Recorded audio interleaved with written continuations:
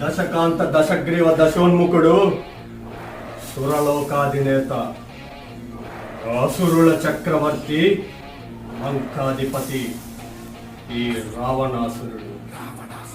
ఏ నామస్మరణ చేసిన ముల్లోకాలకు ముచ్చమటలు పట్టునో, ఏ నామము జపించిన అష్టదిప్పాలకులో అష్ట కష్టాలు పడుదురో, ఏ నామము తలచిన నరులు సురులు గజగజ వణికిపోదురో, అట్టి పరాక్రమవంతులైన మమ్ములను తుచ్చులు, నీచులు, అల్పులు, అదములు అయిన మా సోదరులు అవహేళన చేయుటయ్యా.